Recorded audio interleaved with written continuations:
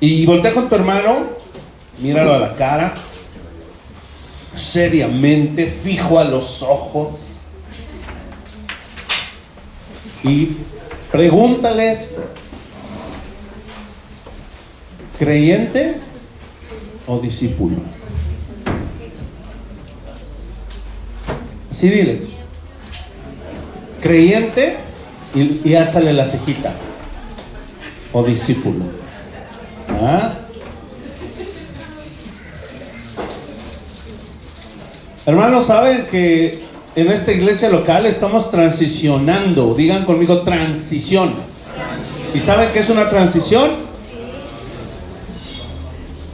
Todo el periodo intermedio entre un estado y otro. El periodo de cambio, el periodo de ajuste. Y la transición, escúchame hermano, en la Biblia no es fácil. Incluso la transición se puede considerar como un periodo de prueba. Un periodo de cambio es un periodo de prueba, porque el Señor empieza a formar algo en nuestro corazón que antes no estaba y que ahora Él quiere manifestar como nuevo en la etapa que viene. Tú y yo sabemos que la visión de esta iglesia está muy claramente definida. Y si tú eres parte de esta iglesia local, y si tú te crees miembro de esta iglesia local, como hijo de Dios, parte de este cuerpo, entonces la visión tiene que estar arraigada en tu corazón. No es algo que nada más queremos que pases aquí al frente y digas: sí, glorificar a Dios, impactar a nuestras generaciones a través de la predicación del Evangelio, la enseñanza de la palabra y el testimonio de una vida congruente a los principios de Dios. No queremos que digas eso como metralleta. Queremos que lo entiendas,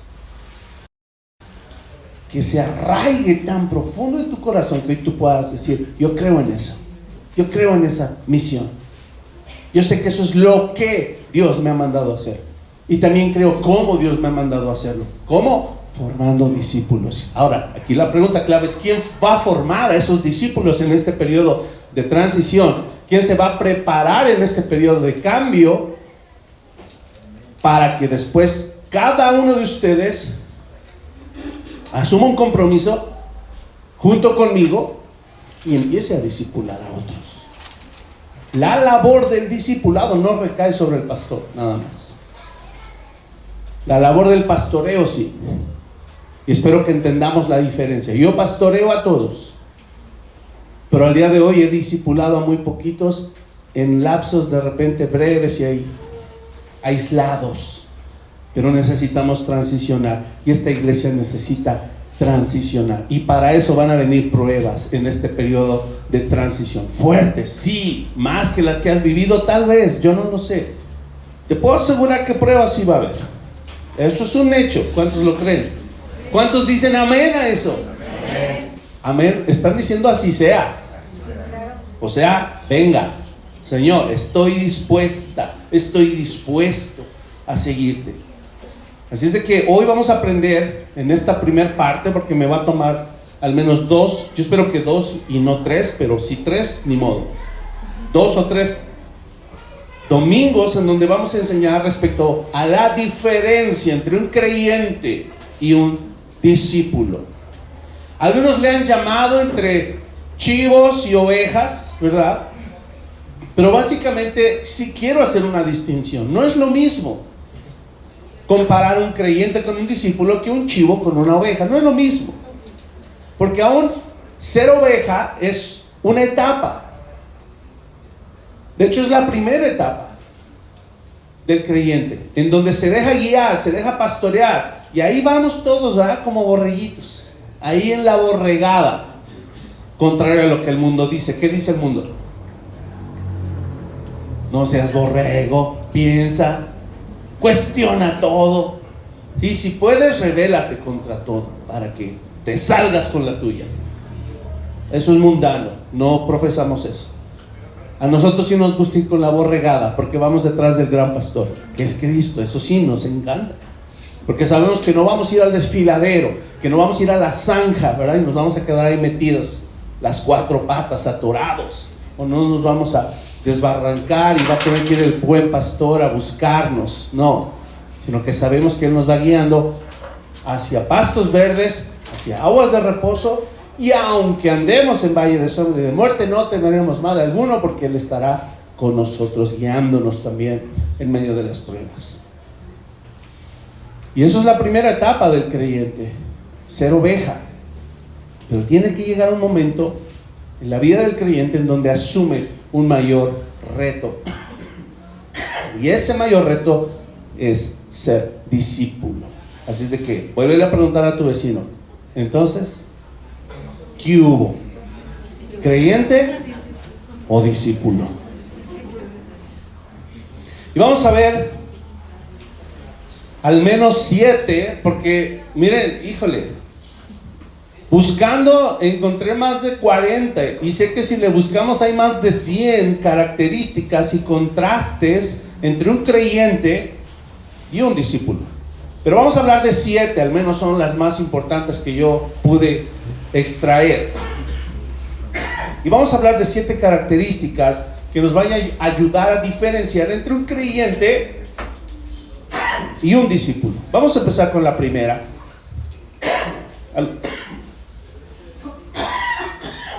Disculpen, me hago un poquito con la tos y con la alergia. Para los que les gusta anotar, ahí va la número 1. El creyente, escucha, el creyente cree en Jesús. El discípulo vive como Jesús. Y acompáñenme a Santiago capítulo 2, por favor, para que veamos este primer contraste. El creyente cree en Jesús. El discípulo vive como Jesús. Y si ya estás ahí en Santiago capítulo 2, acompáñame al verso 14 al 20. Santiago 2, 14 al 20, y vamos a leer juntos. Sígueme con la mirada. Dice allí: hermanos míos muy amados de la iglesia local Vineyard. Así dice mi Biblia. ¿De qué aprovechará si alguno dice que tiene fe, escucha, y no tiene obras? Mira la pregunta. ¿Te va a aprovechar decir que tienes fe, pero que no se vean las obras de esa fe? ¿Qué dice Santiago? ¿Cuál sería la respuesta a esta pregunta? Y él responde con otra pregunta: ¿podrá la fe salvarle? Y ahí habla tocante a la salvación, ¿verdad? Ahora, Santiago no está sugiriendo que somos salvos por obras. No dice, pórtate bien para que seas salvo. Eso no está diciendo. Lo que está diciendo es, porque fuiste salvo, te portas bien. Es al revés.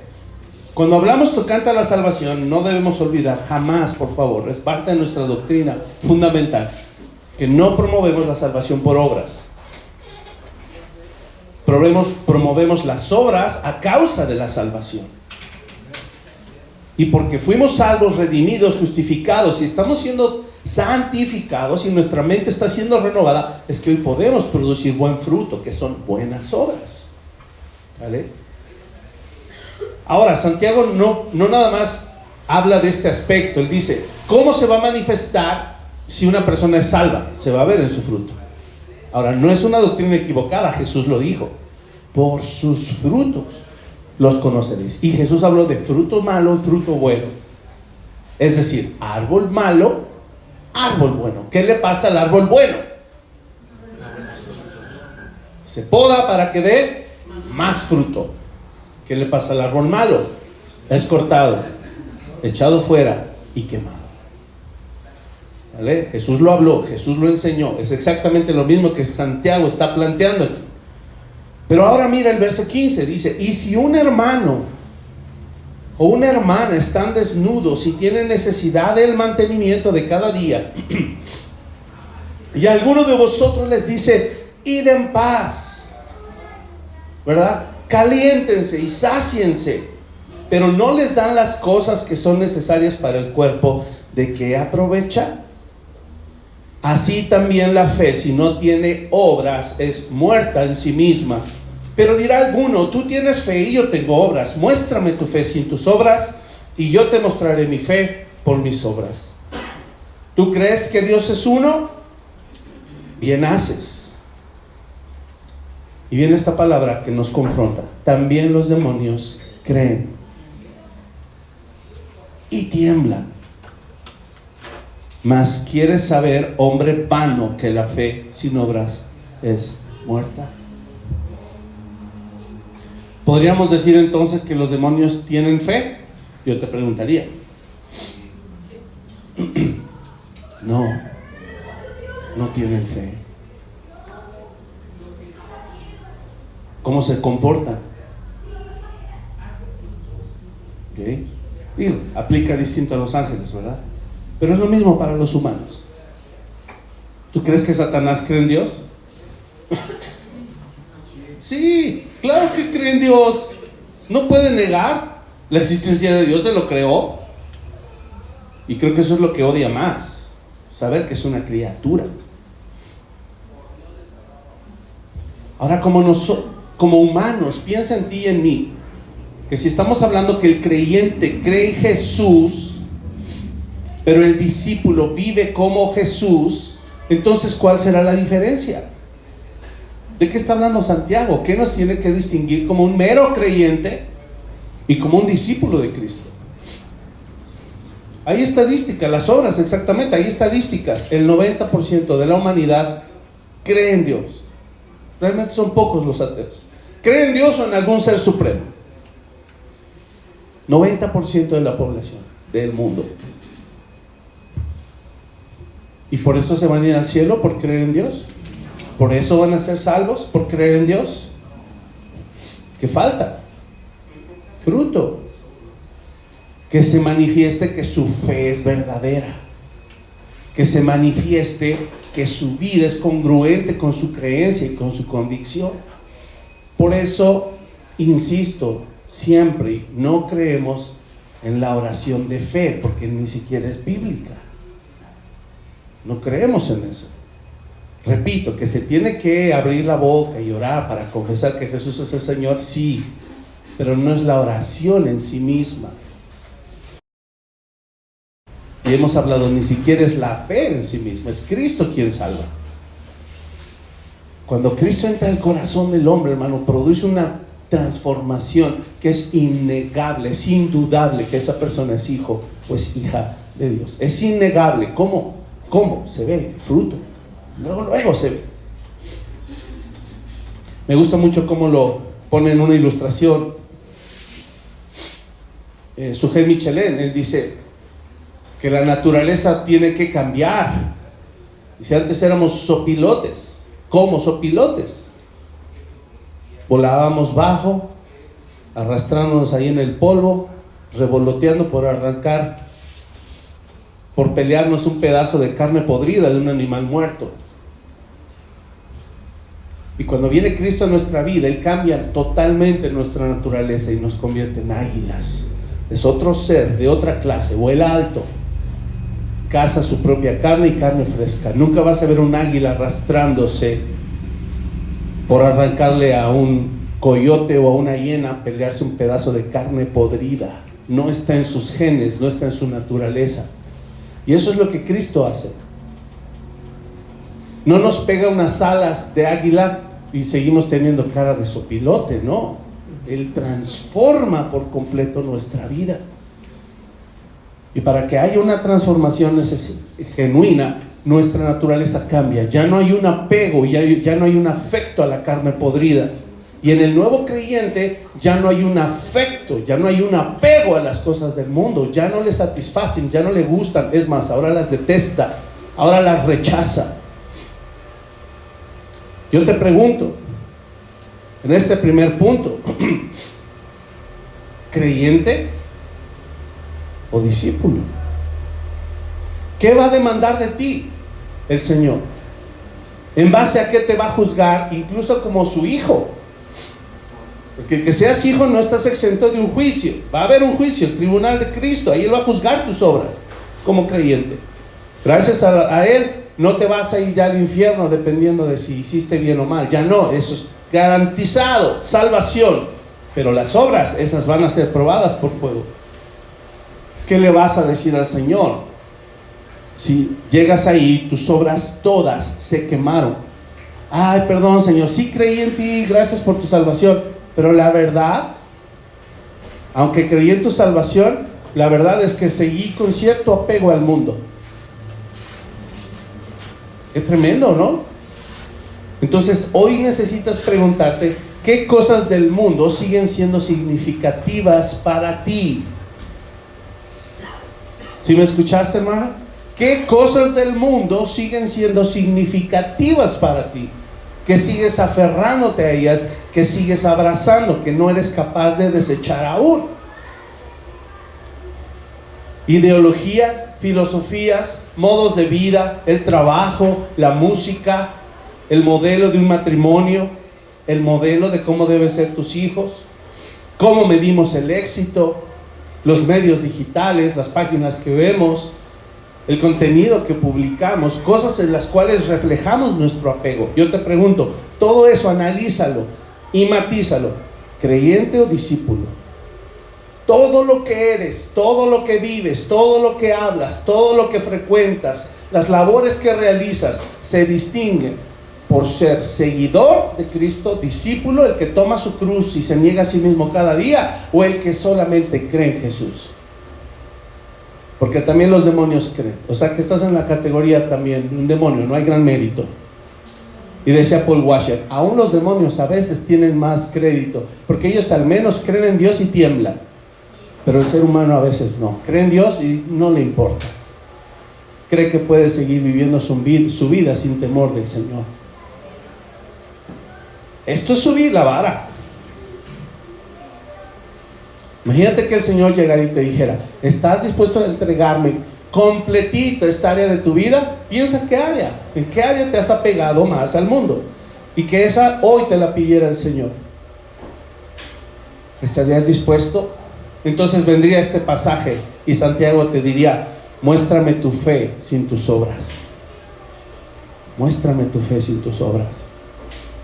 Porque la fe tiene que ser probada. La fe tiene que ser sincera y genuina. Y por eso hay que vivir como Jesús pide que vivamos. Y eso es dando fruto. Efesios 2:10, tú te lo sabes, ¿verdad? Dice que fuimos creados en Cristo Jesús para buenas obras. De hecho dice, somos hechura suya. Y en otra traducción me encanta, es la obra maestra de Dios. Pero ¿cómo es posible que la obra maestra de Dios siga empapada o empañada por cosas mundanas? ¿Cómo?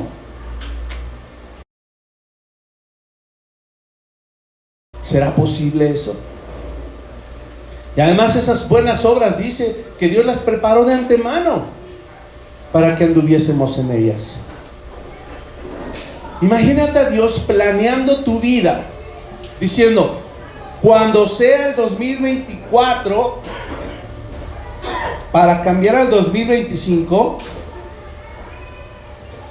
voy a tener escogidos a tales y tales y tales en una iglesia local llamada Vineyard, en el Ejido Viejo de Santa Úrsula, en la Ciudad de México. Y que, o sea, lo que quiero que sepas es que esto es real. Que el Señor en la eternidad escribió el guión de tu vida y preparó de antemano un montón de cosas que Él destinó que tú vivieras en ellas. Pero que a causa de tal vez todavía nuestra renuencia y nuestra resistencia, nosotros no podamos entrar en el plan que Dios escribió para nosotros. Y esa es la clase de juicio que vamos a tener. El plan que yo tracé para ti, ¿qué tanto lo viviste? Si te apegaste al guión, cada día tomaste tu cruz y cada día buscaste mi voluntad, entonces quiere decir que ese día, si pudiste seguirme en la senda del discipulado, pudiste dar un paso cada día atrás de mí, siguiendo mi ejemplo, imitándome, buscando mi voluntad. Pero cada día que nos levantamos y lo vivimos en nuestra propia voluntad, es un día que sufrimos pérdida. Y eso es incongruente y es incoherente que un creyente viva con días de pérdida, cuando tiene la oportunidad en la gracia de Dios, cada día sea ganancia, cada día sea de gloria en gloria. Dios destinó esa clase de vida para nosotros. Él no dijo, porque la senda del justo es como la luz de las luces de Navidad, que están parpadeantes. A veces brillan, a veces se funden. ¿Así dijo? Como el gallego que decía, Venancio, las intermitentes están perdidas. Ahora sí, ahora no. Ahora sí, ahora. Pues, no. Tu vida no está para que seas Venancio. Y ahora sí eres cristiano, y ahora no eres cristiano. Y ahora sí eres cristiano, y ahora no eres cristiano. Dice, la luz de la aurora que va en aumento hasta que el día es perfecto. Es un proceso, sí. Dios permite fallar en el proceso, sí, siempre y cuando aprendamos y no repitamos errores. La clave, hermanos, ¿cuál es? Permanecer en las obras que Dios preparó de antemano para nosotros. Esa es la clave. Permanece en esas buenas obras. ¿Cómo? Juan 8:31, en las mismas palabras de Jesús. Juan 8:31 al 36, Jesús explica cómo y por qué podemos permanecer en las buenas obras que Dios preparó de antemano para que anduviésemos en ellas. Fíjate cómo él dice, Juan 8:31 al 36. Dijo entonces Jesús a los judíos que habían ¿qué? Creído en él. Escucha, el primer paso es creer, sí, por supuesto. Y las iglesias están llenas de creyentes. Pero eso es apenas el primer paso. Jesús estaba queriendo llevar a estos judíos a la siguiente etapa, a la transición. Y a los judíos que habían creído en él, les dice, si ustedes ahora no nada más creen, sino permaneciereis, en mi palabra, entonces ahora sí, seréis ¿qué? ¿Cómo? ¿Qué dice ahí? Verdaderamente ¿qué? Dice, ¿mis creyentes categoría 2? No, no hay creyentes categoría 2. Solo hay creyentes o discípulos. No hay nada intermedio. Ahora, ¿está bien ser creyente? Sí, claro, es el primer paso. Pero el Señor no llama, no escoge, no elige, no redime, no salva, no justifica a alguien y lo va a traer aquí para que siga siendo creyente. Jesús añade a la gente que salva a la iglesia para ser discípulos, no creyentes. Así es de que si tú hoy estás aquí sentado, siéntete privilegiado de que Dios te llamó y te escogió y te eligió, te salvó, te justificó, te redimió, te regeneró y te está santificando para que seas no meramente un creyente, sino que seas un discípulo. Y el verso 32 dice, y conocerán la verdad, y la verdad os hará libres. He allí el cómo. Ya no hay pretexto, ya no hay nada que te hile al mundo, ya no.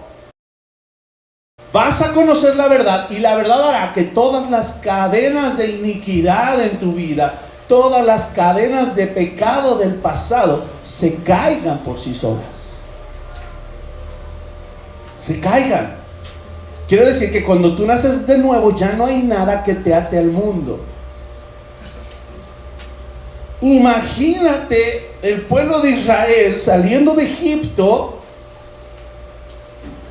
pero su corazón, de su corazón a Egipto arrastraba una gran cadena todavía, porque su corazón seguía encadenado a Egipto. Tú no fuiste liberado de Egipto, del mundo, para que tu corazón siga encadenado al mundo. Jesús se aseguró de que tú y yo, por medio de su Espíritu Santo, que ahora ¿dónde mora? En ti y en mí. A través de su Espíritu ahora conozcamos la verdad. Dice que el Espíritu Santo nos guiará a toda verdad y conoceremos la verdad entonces, y la verdad que nos hará o parcialmente esclavos. A veces libres, a veces esclavos. No dice así: seréis verdaderamente discípulos, conocerán la verdad y la verdad, tajante y contundente, os hará libres. ¿Qué pasa entonces con gente que es creyente, pero que sigue manifestando en su vida un deseo por el mundo? En todo lo que hablamos hace rato, ¿qué pasa? ¿Qué está pasando realmente en su corazón?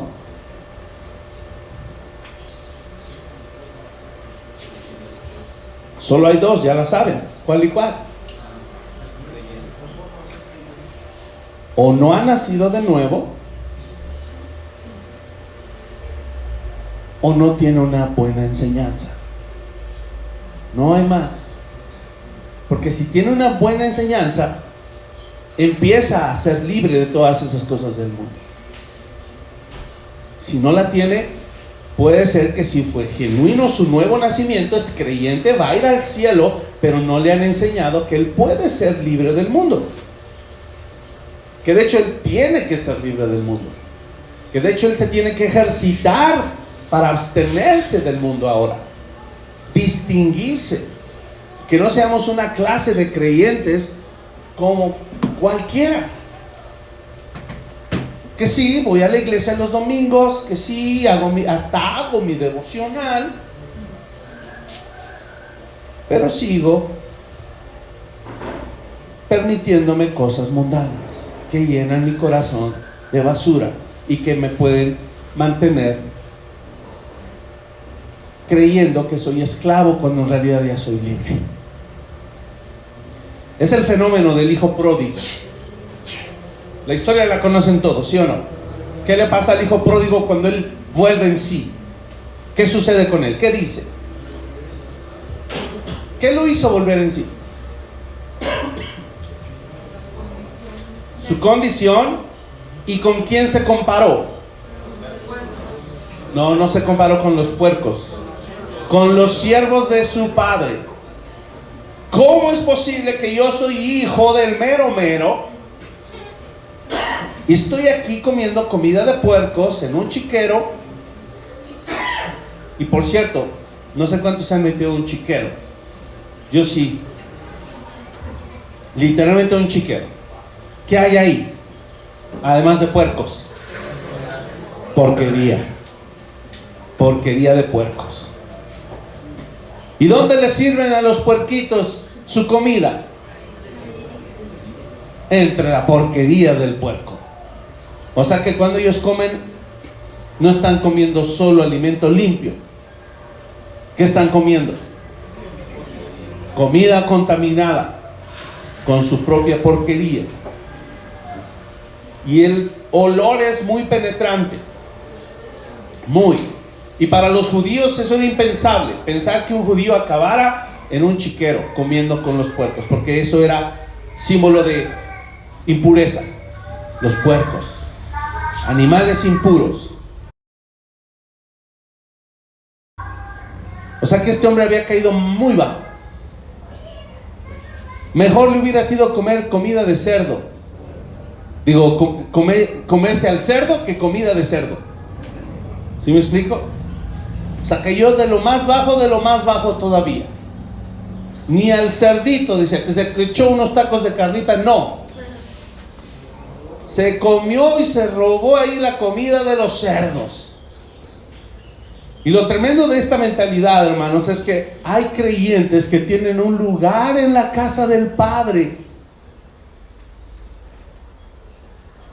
pero que se siguen revolcando con la porquería del mundo.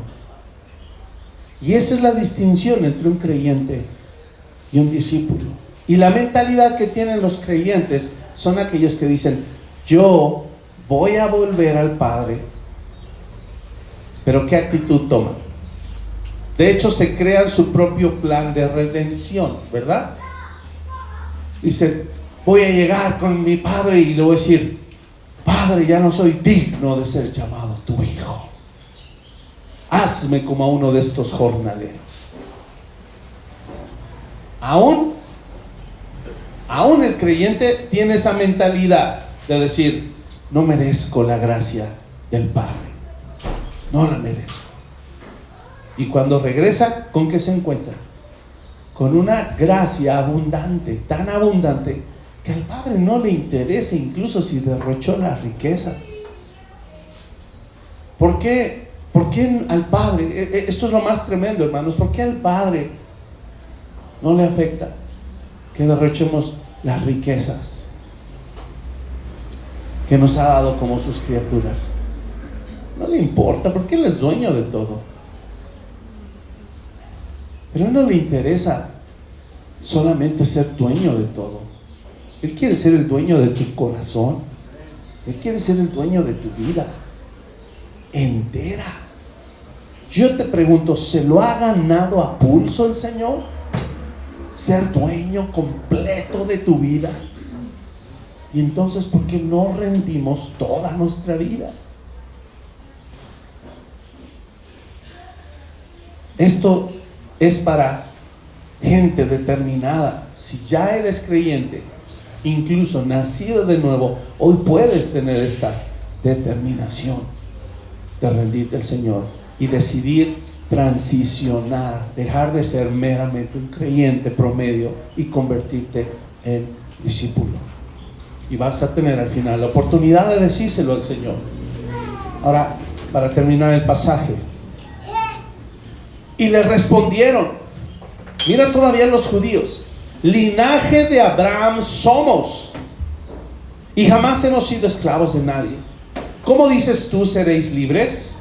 Jesús les respondió, de cierto os digo que todo aquel que hace pecado, esclavo es del pecado. Y el esclavo no queda en la casa para siempre, el Hijo sí queda para siempre. Así que si el Hijo os libertare, seréis, ahora dice, no nada más libres, verdaderamente libres. La diferencia entre un creyente y un discípulo en este punto es que el discípulo, escucha cómo dice ahí, no nada más es un verdadero discípulo, sino que es un verdadero libre, un verdadero discípulo libre. Y hay una diferencia en eso. Hay creyentes que siguen viviendo esclavos del pecado cuando ya ni lo son. La puerta ya está abierta, las cadenas están rotas, pero les gustó el frío del calabozo, les gustó la comida de la cárcel, se habituaron a los garrotazos de los alguaciles. Pero el Señor tiene una casa para ti, una nueva habitación en su propia casa. Tiene un lugar en la mesa para ti. Así es de que no la desperdicies. También en palabras de Jesús, más adelante en Juan 15, del 1 al 8, Él también habla y explica por qué podemos permanecer en las buenas obras que Dios preparó de antemano para nosotros. Dice así, Juan 15, 1 en adelante, yo soy la vid verdadera y mi Padre es el labrador. Todo pámpano que en mí no lleva fruto, obras, ahí están, lo quitará, y todo aquel que lleva fruto lo limpiará para que lleve más fruto, o sea, haya más obras. Ya vosotros estáis limpios por la palabra que os he hablado. ¿Qué está diciendo esto? Ya el Señor te podó. ¿Qué sigue? ¿Qué sigue? El fruto. Ahora, ¿de qué nos ha servido estos años estudiar sana doctrina? ¿De qué? Yo te pregunto. ¿Qué ha ocasionado la sana doctrina? ¿Dar fruto nada más? Porque ahorita estamos hablando de una transición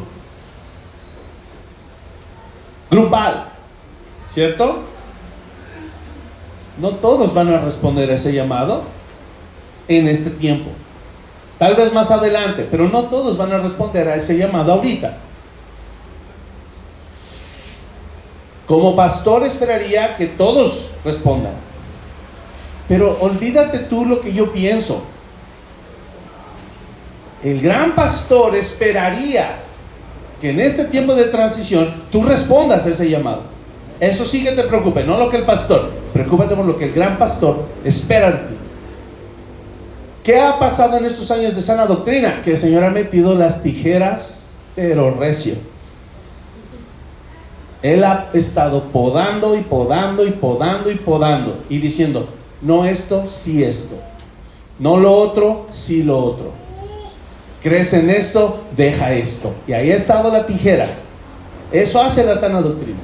Limpia, recorta, transforma nuestra mente. Dice, ustedes ya están limpios. ¿Por qué? Porque hemos estudiado sana doctrina. Yo pregunto, ¿sí o no? Entonces, ¿qué se espera en este tiempo de transición? Ahora que empecemos a dar más fruto. Ya dábamos fruto, pero cuando el Señor nos poda, ¿qué pasa? Damos más fruto. Ya vosotros estáis limpios por la palabra que os he hablado. Después dice, permaneced en mí. O sea que hay una condición también. El Señor podría habernos hecho crecer, echar raíces, crecer, madurar, dar fruto, luego podar, dar más fruto. Pero podría ser el caso de que alguno diga, híjole, esto está recio. Aguanté la poda anterior, no sé si aguante la siguiente poda. Y tal vez no permanezcamos. Porque aquí Él está diciendo, yo los hice crecer, ustedes dieron fruto, yo los podé, los limpié, ahora vienen a dar más fruto, pero ustedes necesitan permanecer en mí. Y yo en vosotros. Como el pámpano no puede llevar fruto por sí mismo si no permanece en la vid, así tampoco vosotros si no permanecéis en mí. Yo soy la vid, vosotros los pámpanos. El que permanece en mí y yo en él, este lleva mucho fruto.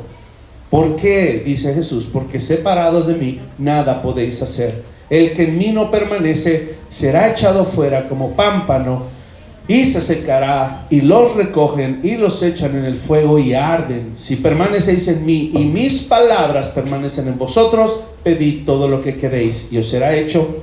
En esto es glorificado mi Padre, en que llevéis mucho fruto y seáis así mis discípulos. Si tú quieres glorificar al Padre, amado, la clave para dar fruto entonces es morir. La poda tiene que ver con cortar lo que ya está seco, lo infértil, lo que no va a producir vida. Eso es lo que Él poda. ¿Y qué es generalmente en la vida del creyente? El pecado. ¿Vale? La clave para dar fruto es morir. Así es de que antes, estamos en el punto 1. Escucha, antes de considerar dar el primer paso hacia el discipulado, te quiero pedir entonces que medites. Medita en tu mente con mucho cuidado y pregúntate, ¿a qué cosas debes morir? Y si estás verdaderamente dispuesto. ¿A qué cosas debes morir? Y si estás verdaderamente dispuesto. Ahora, con esto en mente, vamos al punto 2. Otra característica que nos ayuda a distinguir entre un creyente y un discípulo. Escucha esto. El creyente asiste a la iglesia. El discípulo es la iglesia en donde quiera que esté. ¿Vale? El creyente asiste a la iglesia. El discípulo es la iglesia en donde quiera que esté. Hermanos, este aspecto es crucial. Entender este punto es crucial en la transición de creyente a discípulo, porque Dios espera que ahora viva todo el tiempo, todos los días, consciente de que soy la iglesia. Todo el tiempo, todos los días, consciente de que soy la iglesia. No de que vas a la iglesia. ¿Sí ven la diferencia abismal? Piensa todas las cosas que haces en tu vida cotidiana. ¿Las harías aquí enfrente de todos los que estamos aquí reunidos? Todas las cosas que haces. Hace muchos años, recuerdo, yo era adolescente, como de 12, 13 años. Me impactó la ilustración que usaba un predicador y decía, imagínate que Dios pasara ahí, porque era una iglesia enorme con dos pantallas gigantes, uno a la derecha, otro a la izquierda, y se veían las pantallas enormes. Que Dios pasara aquí proyectando todo lo que piensas durante el día. Yo, ay no. ¿Por qué creen que dije ahí no? Porque en esa época pensaba puras cochinadas. Sí, es verdad. La pregunta sería, ¿y ahora? ¿Cómo está mi mente? ¿Ya está limpia? ¿Se va a dejar limpiar? ¿O solo cuando vienes a la iglesia pones cara de creyente? Porque la de discípulo no se puede fingir. Esa no se puede replicar, falsear. La del discípulo no. ¿Por qué? Porque ahí está Cristo. El discípulo está donde está Cristo. El discípulo sabe que Cristo está ahí todo el tiempo. Y no está parado como un capataz viéndonos. A ver cómo te portas, ¿eh? No, se supone que Él está guiando nuestros pasos. Él va dirigiéndonos.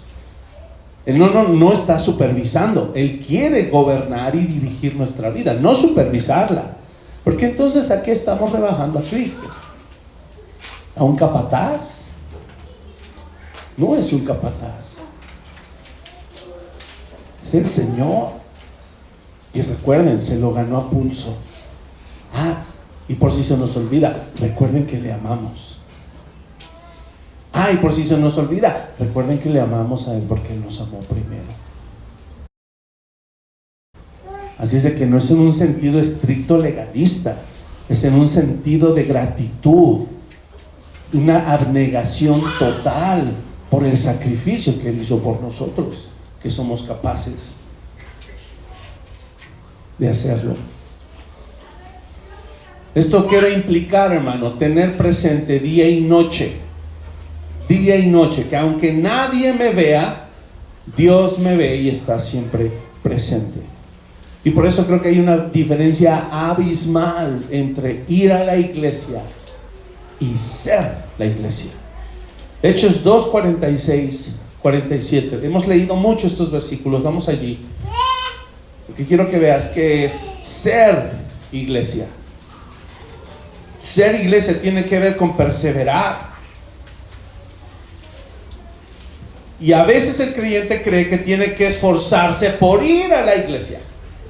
Y no es así. El creyente tiene que perseverar por ser la iglesia en todos lados. Y hay una gran diferencia.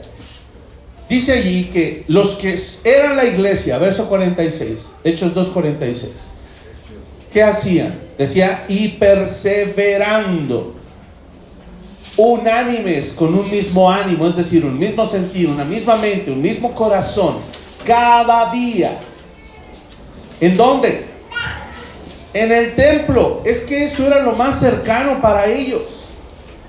Por eso hoy se cree que las iglesias tienen que ser templos. No, eso no es así. Una iglesia no tiene que ser un templo. Ya una iglesia no se le tiene que llamar un templo físico, porque la iglesia son las personas, los creyentes, las piedras vivas que juntos, corporativamente, hacemos una casa espiritual. Somos un templo en donde Dios viene y mora en nosotros. ¿Y ellos qué hacían? Cada día en el templo, porque era lo más cercano. Apenas nació la iglesia, apenas están entendiendo que ya no hay que ir al templo, hay que ser un templo para el Señor. ¿Vale? Por eso dice que en el templo perseveraban. ¿Y qué hacían además de eso? Esto es lo que realmente empieza a cobrar sentido como lo que es ser iglesia. Y partiendo el pan, ¿en dónde? En las casas. ¿Por qué en las casas?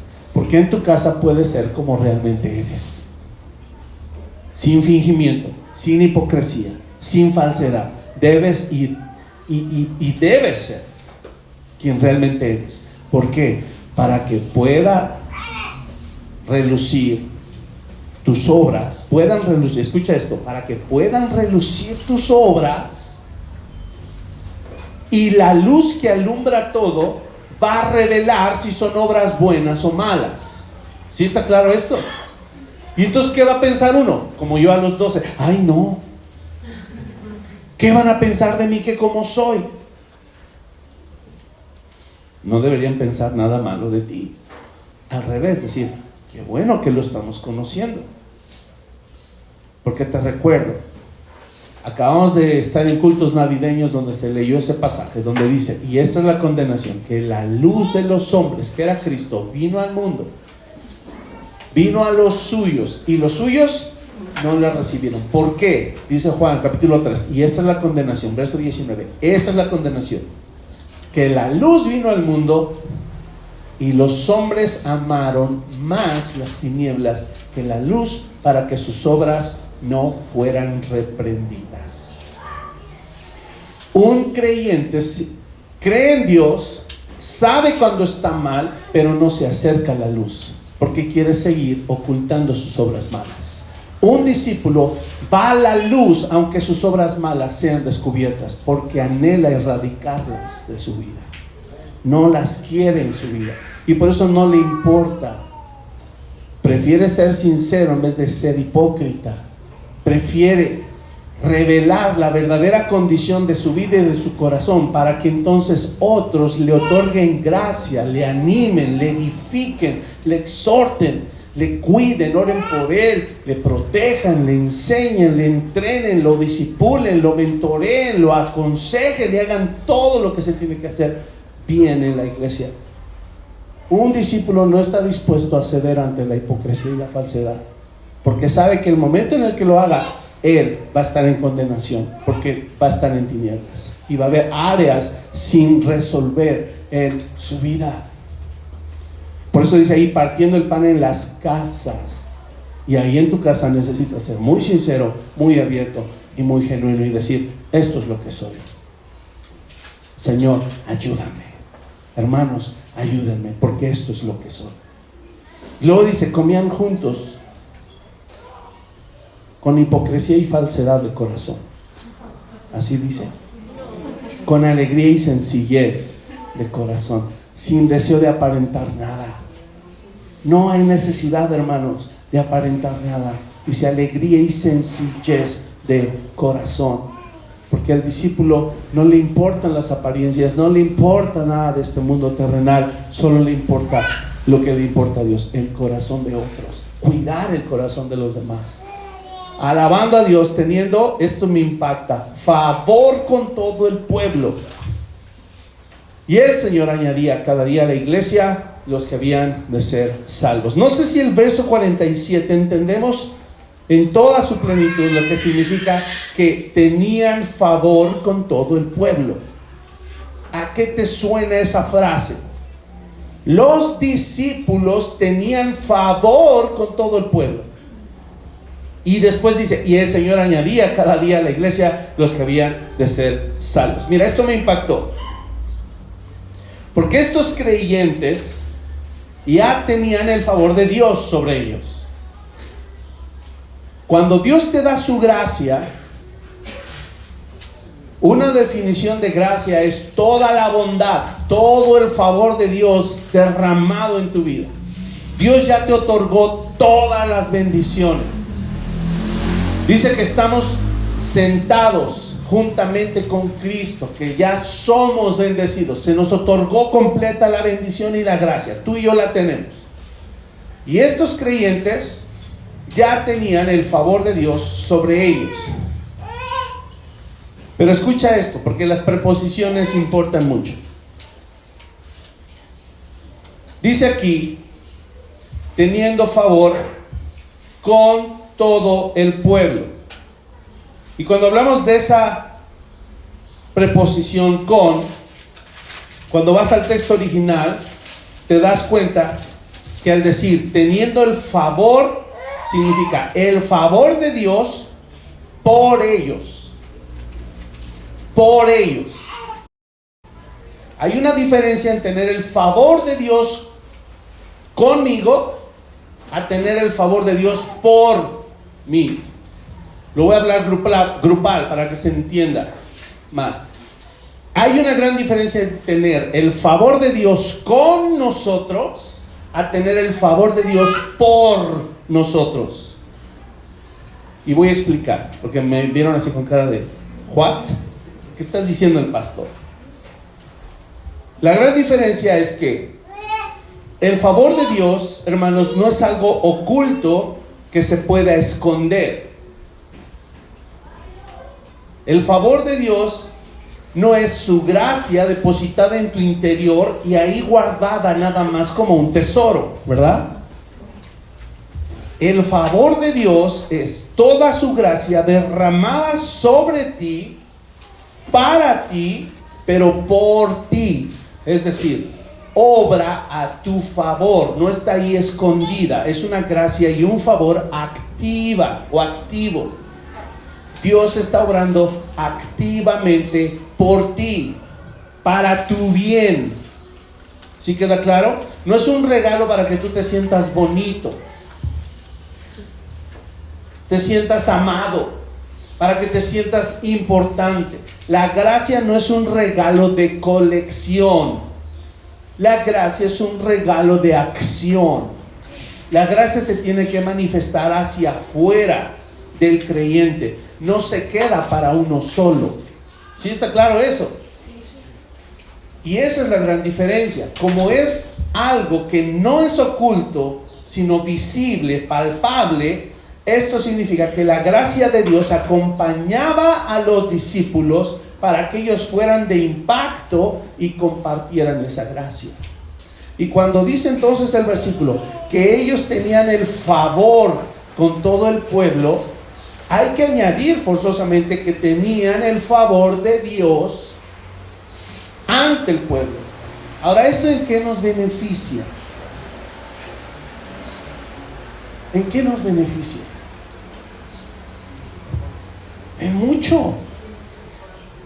Si la gracia de Dios solo fuera con nosotros, ¿para qué salimos a evangelizar? Ya estamos aquí bien contentos. No, pastor, ni nos mueva, Nada de esas ideas de evangelismo, por favor. Nada de traer más gente. Aquí estamos ya bien nosotros, aquí chiquito, aquí. Porque su gracia ya está con nosotros. ¿Qué más? No, porque la gracia no es solo para con nosotros. La gracia debe ser por nosotros. Para que salgamos allá afuera y hallemos favor delante de los vecinos. Hallemos favor delante de nuestra familia no convertida. Hallemos favor con nuestros compañeros de la escuela, jóvenes. Hallemos favor con nuestros compañeros de trabajo, con nuestros jefes, con nuestros clientes, con nuestros empleados, con todo mundo. Porque la gracia de Dios no se puede quedar quieta. Necesita estar activa. ¿Sí está claro eso?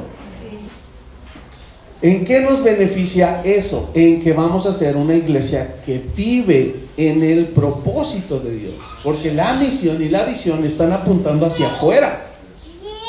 No dice ahí, glorificar a Dios para nuestras generaciones, aquí metidos todos bien bonitos. No, todo apunta hacia afuera. La visión, la misión, la estrategia, todo apunta hacia afuera. Y es bíblico. Ahora, Hechos 2, no, antes de eso, me falta un punto más respecto a esto. Dijimos que la gracia de Dios acompañaba a los discípulos para que impactaran y compartieran esa gracia. Y sabes, en otra versión de la Biblia, este versículo 47, ¿sabes cómo decía? Dice que los discípulos empezaron a ser estimados por el pueblo. Escucha eso, estimados por el pueblo. ¿Quiénes? Los no creyentes. No solo eso dice una versión, otra versión dice que los discípulos empezaron a disfrutar de la buena voluntad del pueblo no creyente. Otra versión dice que todo el mundo empezó a simpatizar con ellos. Los no creyentes empezaron a simpatizar con los discípulos. Y yo no sé a ti si te impacta esto. A mí sí, y de hecho me tiene muy emocionado, porque cuando dejamos atrás la etapa del creyente y aceptamos la transición para ser discípulos, todo el favor y la gracia de Dios va a estar por nosotros para que tengamos favor delante de todas las personas a las que les vamos a predicar. Necesitamos ese favor. He estado preparando todo el material y estudiando mucho respecto a lo que viene el año próximo, que es discipulado. Y encontré una página de una organización evangelista a nivel mundial. Y ellos tienen ahí estadísticas de todo el mundo, en donde dan los porcentajes de las razones por las cuales los cristianos no predican el evangelio. Algunas me impactaron. Una de las que más no solo me impactó, me dolió en mi corazón, es que dicen, un buen porcentaje de cristianos dicen, no tengo tiempo para predicar el evangelio. Está ahí en esta lista. No tengo tiempo para predicar el evangelio. Yo pregunto, ¿ese porcentaje serán discípulos? No, creyentes son, discípulos no. Otros, temor al rechazo. Otros, temor a que me agredan, incluso. Otros simplemente por miedo no lo hacen. Y otros, te estoy mencionando los porcentajes más altos nada más. Y otros dicen, porque no me siento preparado, no tengo los recursos necesarios para predicar el evangelio. Básicamente son las 5, dije 5 o 4. Sí, creo que 5, 4 o 5 razones que cubren casi el total del porcentaje de por qué las personas no predican el evangelio. Cuando en la Gran Comisión dice,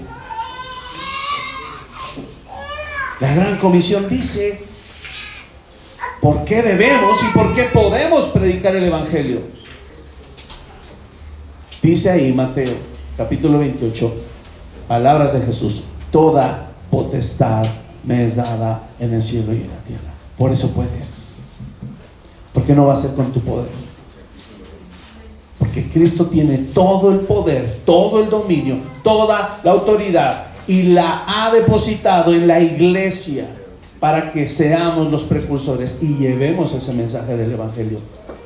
Entonces, ¿por qué deberíamos temer a que nos rechacen? ¿Por qué deberíamos temer de que no estamos preparados? Si tú has sido miembro de esta iglesia, yo puedo avalar, yo sé que estás listo y preparado y tienes lo necesario para predicar el evangelio. Yo lo sé, porque yo te pastoreo. Ninguno de los que son miembros de esta iglesia tiene excusa de decir, no tengo lo necesario para predicar el evangelio. Ninguno. Porque yo me he asegurado de enseñarte desde este púlpito y en las casas de estudio y en las reuniones que tenemos y en las consejerías, de enseñártelo y proveerte lo necesario. Así es de que ninguno podría usar esa excusa. Y no hay ni un amén. Y cuando analicé las otras dije, tampoco. Somos bien entrones. Entonces, ¿qué pasa? ¿Pena? Pena seguir siendo pecador, eso sí. Pero si se están santificando, ¿cuál pena? ¿Pena rechazo? ¿Por qué? Dice, si a Jesús lo rechazaron, a nosotros nos van a rechazar, ya lo sabemos. ¿Cuál miedo?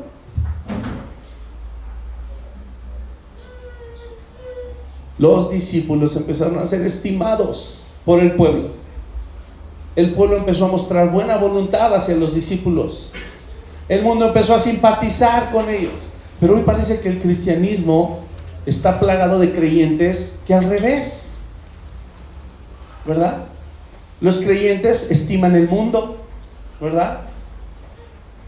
Los creyentes disfrutan la buena voluntad del mundo para darles todo lo que quieren.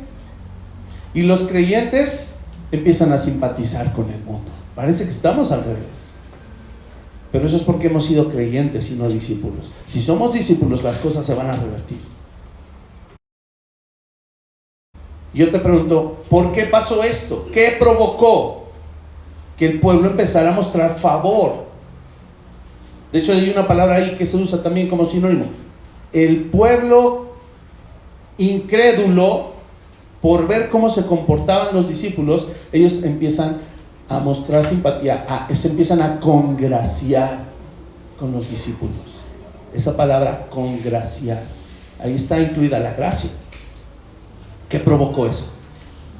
¿Que eran lindos los discípulos? ¿Que eran distinguidos? ¿Que eran santos? No. El favor de Dios lo provocó. La gracia de Dios sobre ellos y por ellos provocó que el mundo tuviera un corazón abierto.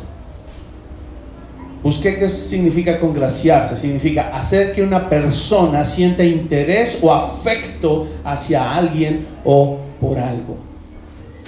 El mundo empezó a estimar a los cristianos porque empezaron a estimar a Cristo, porque veían a Cristo en ellos.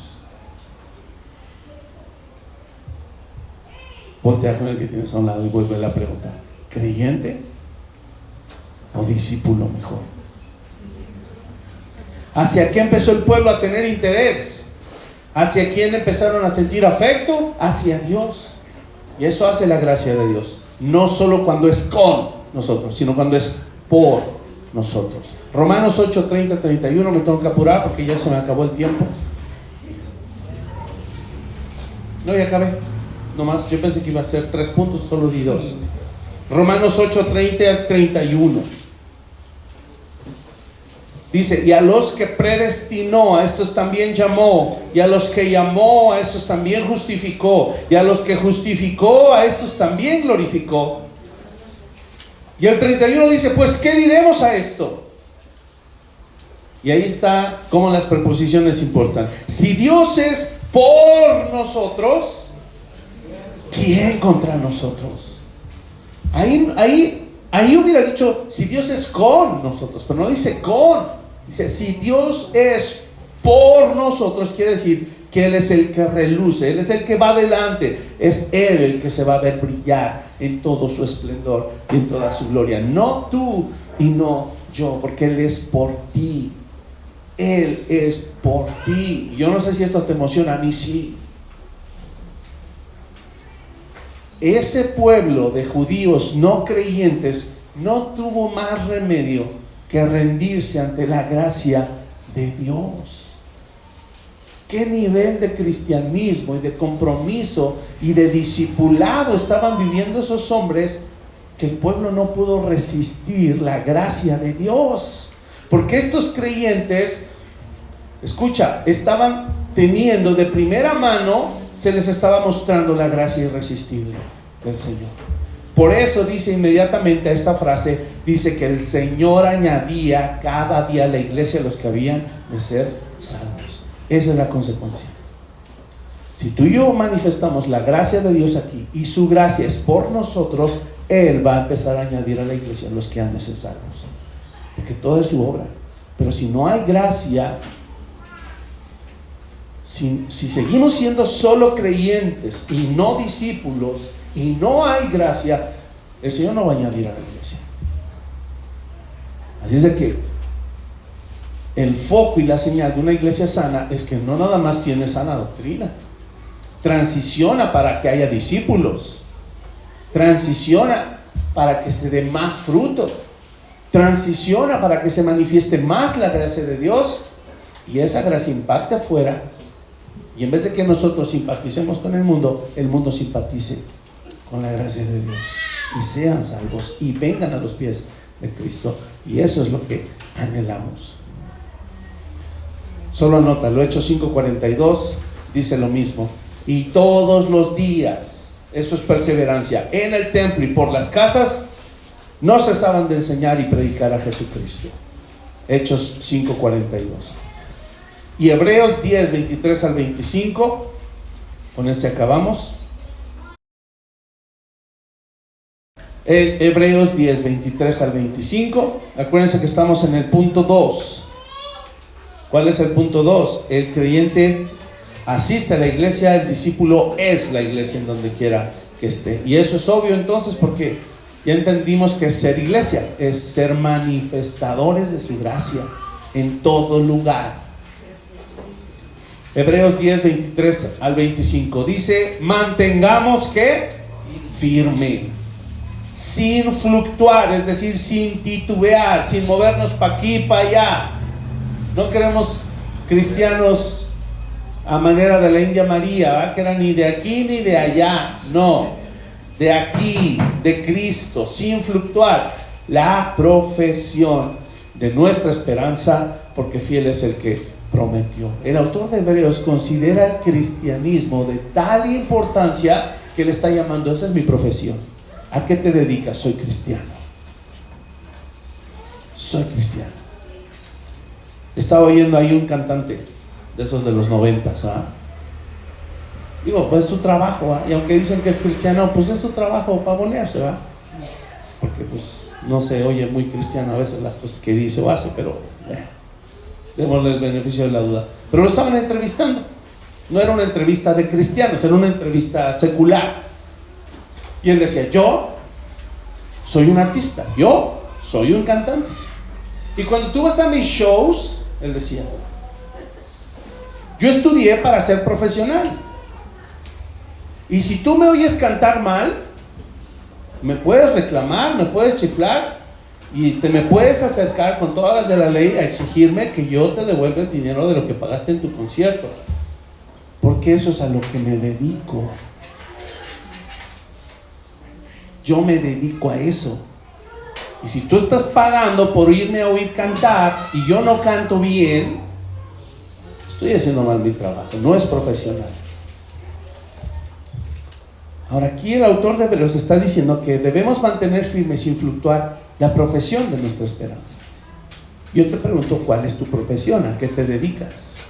Que a veces somos más profesionales en las cosas que tienen que ver con el mundo, que tienen que ver con lo secular, que lo que verdaderamente nos va a dar un pago eterno, que tiene que ver con ser cristianos. Entonces yo te pregunto, usando ese ejemplo, ¿verdad?, de este hombre que decía, yo soy profesional en lo que hago. No se trata de que ahora nos jactemos y digamos, yo soy discípulo y tú no. No, entendemos que lo que nos va a distinguir nuestro esfuerzo, ¿estás de acuerdo?, es la gracia de Dios. Y si el Señor ya te dijo que te va a pagar, y no unos cuantos pesos al mes, sino por la eternidad, ¿por qué no mantenemos firme, sin fluctuar, nuestra profesión? No depende de ti, dice ahí, fiel es el que prometió. Y el que prometió es Dios. Entonces puede ser profesional porque Él es fiel. Dedícate al cristianismo, deja de jugar, deja de ser creyente, deja de estar en la categoría de los demonios. No hay gran mérito en eso. Y hay peligro allí, porque o pudiera ser que no eres salvo y que no quiero poner en duda tu salvación, pero analízalo y que sea de una vez y para todas, que sea hoy contundente la decisión. Si no hoy en la noche, llega ya a tu cuarto a solas, busca al Señor y deja de jugar con tu cristianismo. Mantente firme. Verso 24, y considerémonos unos a otros para estimularnos al amor y a las buenas obras, vuelve a decir, no dejando de congregarnos como algunos tienen por costumbre, sino exhortándonos, y tanto más cuando veis que aquel día se acerca. ¿Por qué? Porque somos el templo de Dios. Y si tú no vienes, la casa no está completa. Si tú no vienes, no eres profesional, no estás manteniéndote firme. Si tú no aceptas la transición y el compromiso de dejarte discipular, no te estás tomando en serio el cristianismo. Estamos jugando y no debemos hacerlo más. Por eso el canto que les compartí, como decía, ¿se acuerdan? Todo a Cristo. ¿Me lo ponen, por favor? Para que lo cantemos. No acabé. Próxima semana, con el favor de Dios, no falte. Así es de que, punto número 1, dijimos, el creyente cree en Jesús, el discípulo vive como Jesús, vivamos como Jesús. El 2, el creyente asiste a la iglesia, el discípulo es la iglesia en donde quiera que esté. Espero acabar, creo que sí van a ser 3, probablemente 4, espero que no, pero porque tenemos que darle prisa a esto. Amén. Fíjate que dice ahí la letra, pónmela, Samuel, por favor.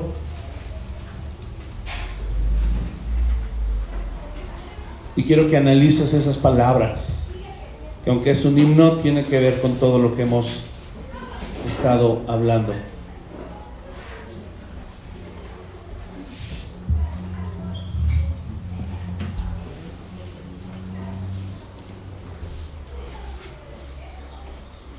Lean conmigo, ¿qué dice ahí primero? Todo. ¿A quién? ¿Qué cosa? La primera palabra. No, la primera palabra. Todo. ¿Cuántos lo cantaron hace rato? ¿Sí? Lo cantaron pensando en esto que acabamos de hablar y no hemos acabado. Creo que no, ¿verdad? Todo a Cristo. Yo me entrego. Ahí le puedes dar enter, Samuel. Yo me entrego. Y cuando dice con Él, abajo, porque con Él es parte de la oración de abajo. Todo a Cristo yo me entrego. Ahí sí, ya cobra sentido. ¿Con qué fin? Con el fin de serle fiel. Y luego que dice, para algunas veces, cuando voy solo a la iglesia Villa, ¿no? Para siempre quiero amarle y agradarle solo a Él. El coro, ¿cómo dice? Ponlos a mí, por favor. Dice, yo. Es que no. El coro, ¿cómo dice? Yo me rindo a Él. Yo me rindo a Él. Yo me rindo a Él 2 veces, dice. Y luego todo a Cristo, otra vez.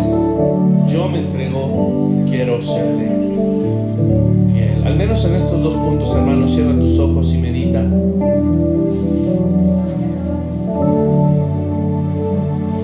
Esto que hemos hablado. ¿Qué fue lo primero que distingue a un creyente de un discípulo? Si tú recuerdas, ¿qué fue?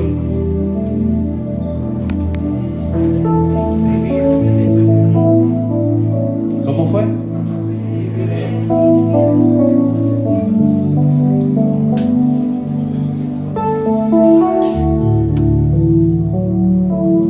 Piénsalo por un momento. ¿Crees en Él? Santiago te hubiera dicho, qué bueno, también los demonios.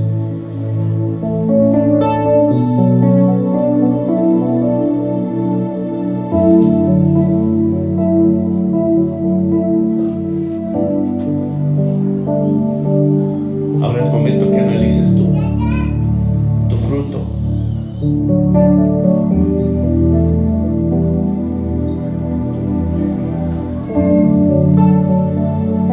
¿Sabes? Hay un versículo que me impacta, donde dice que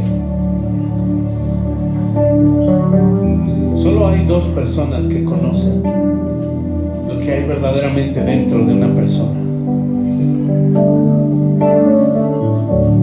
La primera es Dios.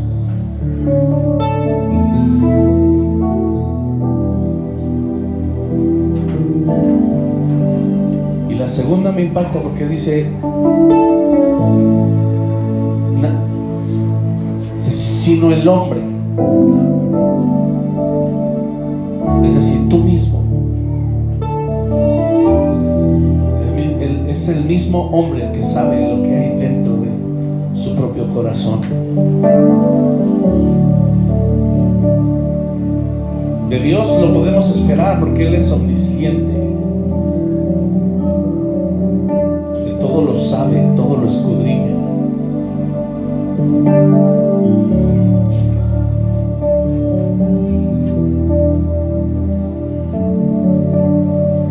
Pero en el caso nuestro, ¿sabes? Ahí está básicamente el problema, porque a veces sabemos pretender muy bien, no ante los hombres, incluso sabemos pretender bien ante Dios.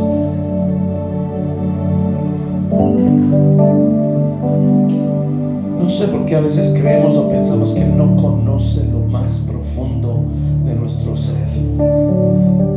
No sé por qué a veces llegamos a creer o pensar que sí. Llegamos a decir una pequeñita mentira, o llegamos a ocultar una pequeña emoción o un sentimiento pecaminoso. Caemos en el gran engaño de creer que pasa por alto, que el Señor no lo sabe, que no se da cuenta. Pero dice su palabra que no hay nada que se quede oculto.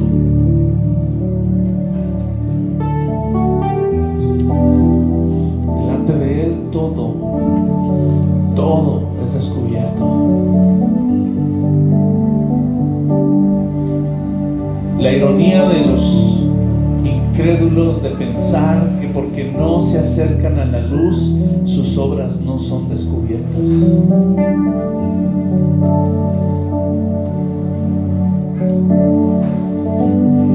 Pero el Señor lo sabe todo, el Señor lo ve todo.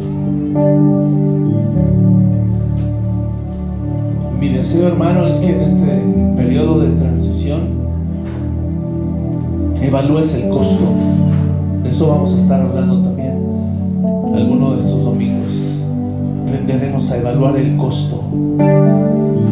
El Señor Jesús hablaba en una de sus parábolas. ¿Qué hombre que quiere edificar una torre no se sienta primero a calcular los gastos, a evaluar el costo? No sea que una vez iniciada la obra, al final, por haber hecho mal el cálculo, no pueda terminar, y todos los que pasen por ahí y vean esa torre a medias meneen la cabeza y digan: este hombre no pudo con los costos, le quedó grande la obra. Y esa parábola el Señor Jesús la usaba para los que hemos de creer en Él y también los que no han de creer en Él. Que algunos tal vez piensan que han evaluado bien el costo y dicen: sí, yo sí puedo edificar la torre, tengo lo necesario para edificarla, no me voy a quedar a la mitad con el compromiso, no me voy a quedar a la mitad con la disposición, con la fe, no me voy a quedar a medias con la santidad. Voy a poder dar el ancho y rendirle mi vida al Señor y cantarle: yo me rindo a ti, Señor, te entrego todo. Pero el Señor Jesús usaba esa parábola para decirnos: no se apresuren.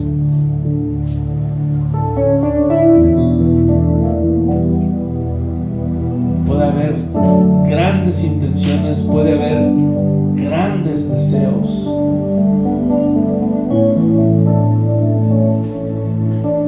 pero al momento quedarnos a media construcción, y eso sería terrible, porque ahí el Señor Jesús hablaba de personas que no iban a poder alcanzar la salvación porque no evaluaron el costo. Y si este canto dice todo a Cristo, hermano, todo es todo.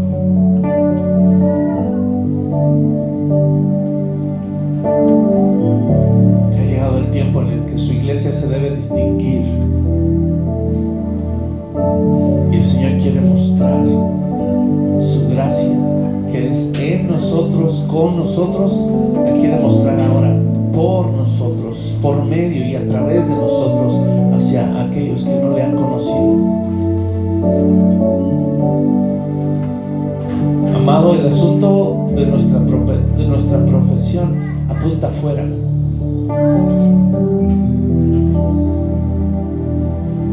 Si tú estás dispuesto y quieres evaluar el costo, tiene que ver con dar no solo tu vida al Señor, en consecuencia va a implicar darle tu vida al Señor para servir a otros.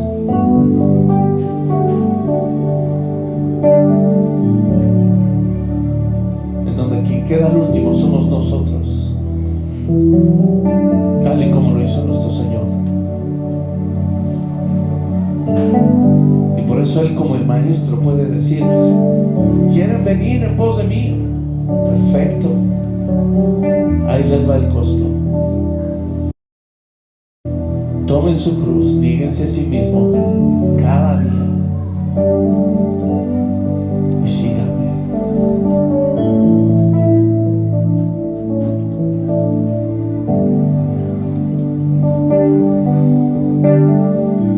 Espero que lo estés meditando bien.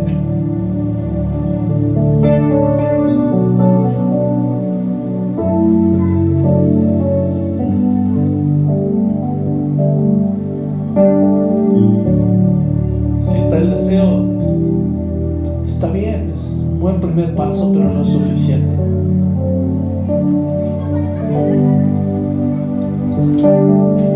Se necesita acción y total confianza en su gracia.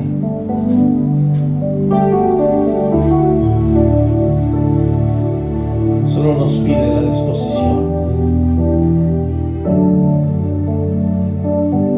porque la obra y el poder, eso le corresponde a Él.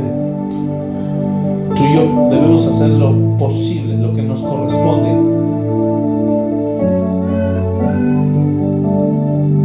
Es decir, tomar esa decisión. Lo demás, Él se va a encargar. No tengas miedo por pensar que no vas a dar el ancho y que no tienes lo necesario. Por eso Pablo decía: ¿quién acusará a los escogidos de Dios? Él ya te justificó. No va a haber nada ni nadie que se pueda oponer a esa justificación.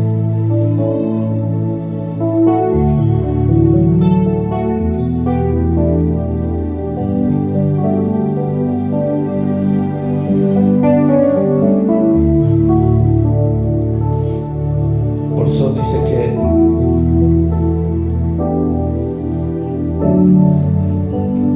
mensaje de la cruz es locura para los que se pierden.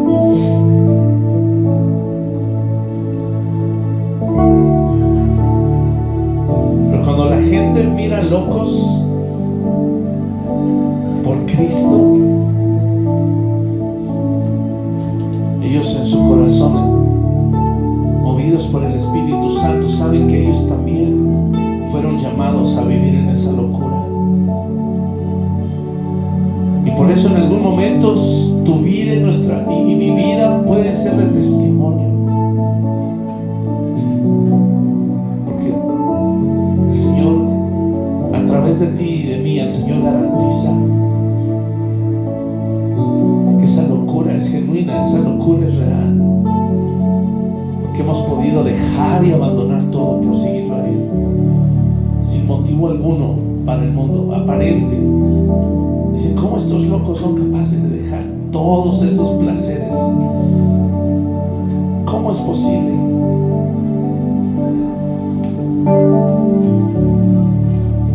Y es ahí cuando el Señor hace la obra redentora, ilumina. Y más cuando se predica el Evangelio, la gente lo entiende y dice: ahora entiendo por qué están locos ahí cada domingo, a pesar del frío, del calor, de la lluvia, de que están enfermos. En vez de irse a pasear con sus hijos, en vez de descansar los domingos, ahí están como locos. Ahora entiendo.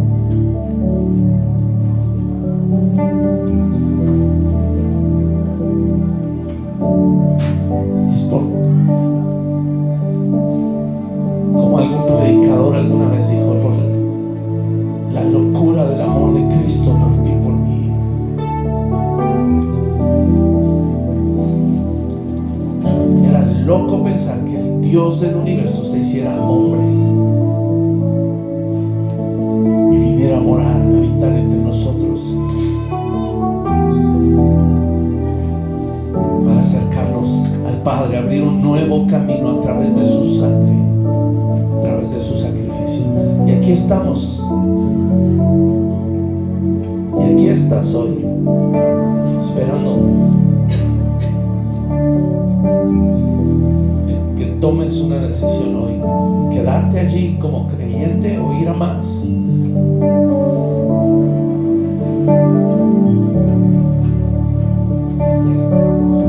El Señor no te va a defraudar. El Señor es fiel. Él te va a ayudar a permanecer.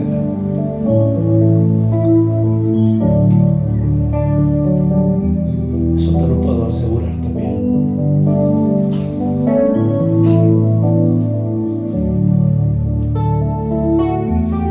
Si aún todavía no tienes todas las piezas, las vas a ir aprendiendo domingo a domingo.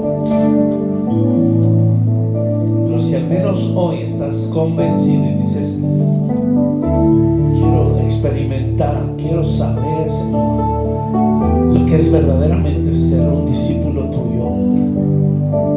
Cuando escucho eso de dejar de ser creyente para ser discípulo, mi corazón arde. Si ese es tu caso, que dices: yo quiero más, Señor, que lo que he probado y lo que he conocido hasta hoy de ti, Señor, no me es suficiente. Yo quiero más, Señor. Sabes que ese deseo incluso es el Señor atrayéndote, llamándote a más. Al menos si está eso hoy en tu corazón, quieres decidirte por Él. Si lo quieres decir ahí sin distraerte y sin abrir tus ojos, ponte de pie. Que no te importe el que está delante, atrás, a la derecha, a la izquierda. Esto es tu decisión única y personal por Cristo. Y no está mal, hermano, escúchame. Nadie te va a juzgar, porque ni siquiera yo estoy abriendo los ojos. Esto es algo personal entre tú y Dios. Si aún quieres permanecer ahí sentado y esperar los siguientes domingos, no está mal. Ser creyente, el primer paso, está bien. Aquí estás, el Señor te ha preservado.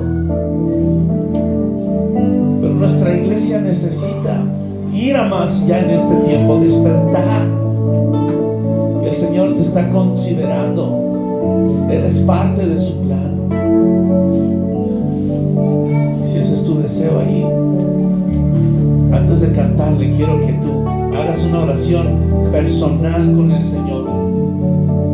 Y al menos en estos dos puntos de creer en Él o vivir como Él, se lo puedas decir con tus palabras: Señor, hasta el día de hoy creo que solo había creído en ti, Señor. Y hay tantas y tantas áreas todavía en mi vida en donde no he podido vivir como tú, Señor. Pero aquí estoy, Padre, con un corazón dispuesto a ser enseñado, con un corazón dispuesto a vivir la transición, a ser sometido a prueba, a ser entrenado, a ser guiado por ti. Díselo con tus palabras, que Él te escuche.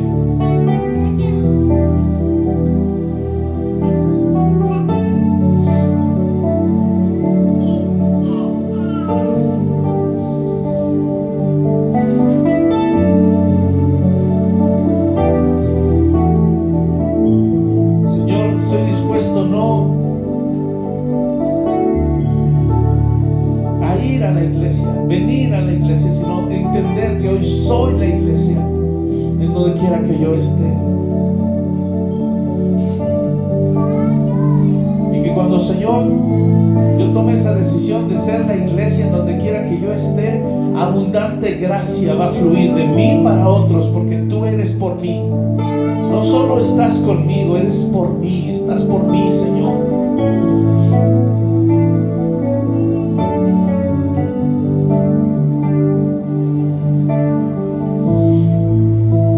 Ayúdanos, Señor, como iglesia.